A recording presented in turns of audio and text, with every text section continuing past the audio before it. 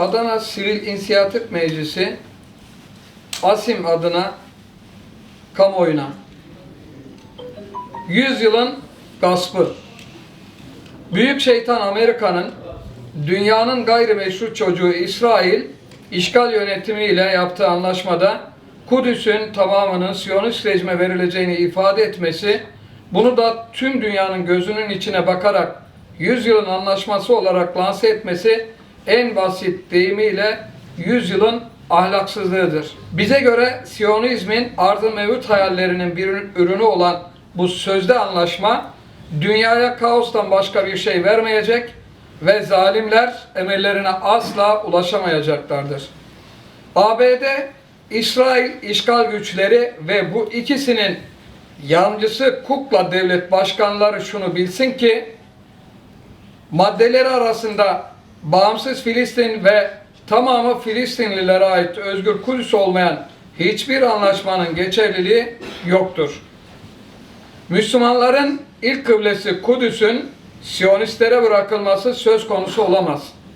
Trump'ın açıkladığı sözlü anlaşma İslam dünyası açısından yok hükmündedir.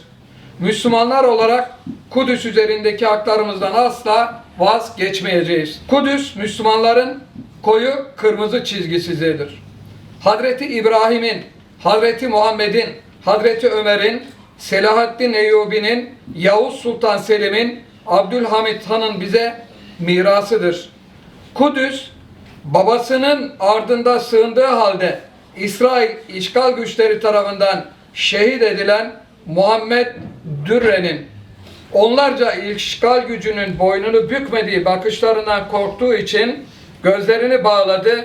Fevzi el-Cüneydi'nin evlerine silahla baskın yapan Siyonistlere Filistin bayrakları ve zafer işaretiyle karşılık veren, tanka karşı sapanlarla direnen çocukların komutanı Hazreti Muhammed Aleyhisselam'ın olan insanlar size boyun eğmez diyen cesur kadınların, şehadeti gelin gibi bağrına basan ve bir gün inşallah ardı mevcut hayallerini Siyonistlerin ve işbirlikçilerinin başına geçirecek mücahitlerin, insanlığın onuru Mavi Marmara şehit ve gazilerinin bize mirasıdır. Aynı zamanda ilk kıblemiz olan bu emaneti koruma gururunu mukaddes bir miras olarak biz de gelecek nesillere aktarmakta kararlıyız. Siyonistlerin yayılmacı politikalarına onay veren bu sözde anlaşma tek taraflıdır ve Filistinlileri köle olarak yaşamaya mahkum ettiği için de yok hükmündedir.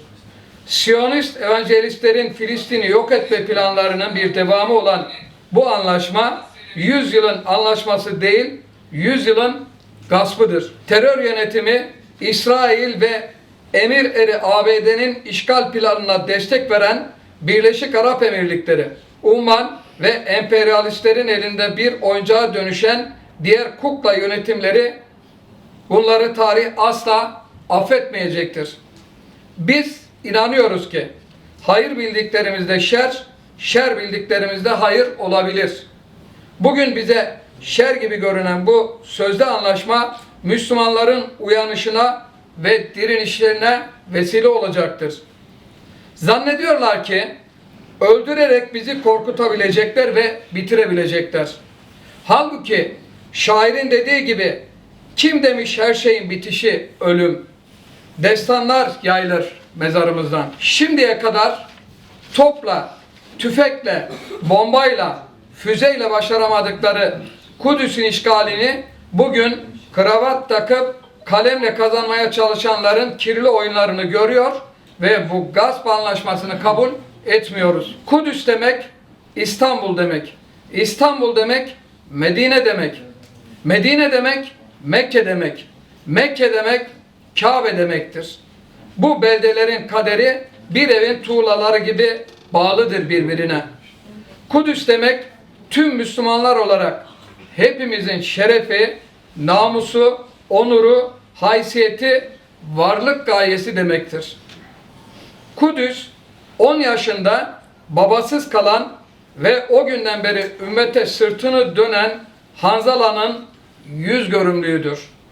Ümmetin suskunluğunu Allah'a şikayet eden Şeyh Ahmet Yasin'in zulüm bizdense ben bizden değilim diyerek Filistinli bir ailenin evi yıkılmaması için direnen, dozerle başı ezililen Amerikalı Rachel'in doğduğu günden beri topraklarını korumak için yaşayan Filistin'in cesur kızı Ahed et-Temimi'nin günahsız gözlerinde öfkesiz bakışlarıyla bile düşmana korku salan mavi emzikli bebeklerin birileri için sadece birer rakamdan ibaret olan ancak kanlarıyla davalarına hizmet eden Filistinli şehitlerin cihat meydanlarına çıkarken ellerine aldıkları ya da şehit olunca kefenin üzerine sarılan Türk bayraklarıyla hepimize bir mesaj gönderen Müslümanların namusudur Kudüs. İşte bu yüzden gerekirse kanımızın son damlasına kadar Kudüs'ü koruyacağız. Ve dünyanın gayrimeşru çocuğu İsrail işgal güçleriyle Siyo evangelistlerin kuklası ABD sürülerini süreceğiz Kudüs'ten. İnanıyoruz ki bir gün gelecek işgalci İsrail'e öyle bir tokat atacağız ki hayatı gözünün önünden Gazze şeridi gibi geçecek. Siyonistlere ve onların hizmetkarlarına Hayber'i hatırlatıyoruz. Topraklarımızı özgürleştirene kadar sürdüreceğimiz intifadayı bir de. Tüm kafirler bize karşı birleşse de bizleri yenemeyeceklerdir Allah'ın izniyle.